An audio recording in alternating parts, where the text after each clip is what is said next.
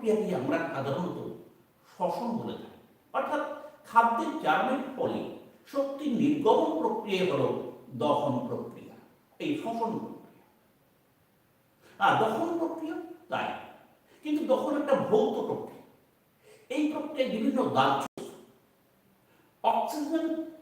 অক্সিজেনের সাহায্যে, অক্সিজেন ছাড়া হলে উৎসেচক ছাড়া অনিয়ন্ত্রিতভাবে অক্সিজেনের উপস্থিতি এবং অনিয়ন্ত্রিতভাবে দ্রুত জারিত এবং দ্রুত শক্তির মুক্তি ঘটে, প্রচন্ড পরিমাণে তাপ ও আলো উৎপন্ন হয়। এই প্রক্রিয়ার নাম দহন প্রক্রিয়া।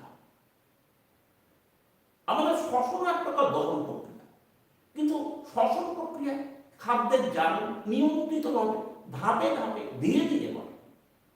তাই শ্বসন হচ্ছে নিয়ন্ত্রিত দহন, আর দহন হচ্ছে অনিয়ন্ত্রিত প্রক্রিয়া। দুটোর মধ্যে কিছু সিমিলারিটি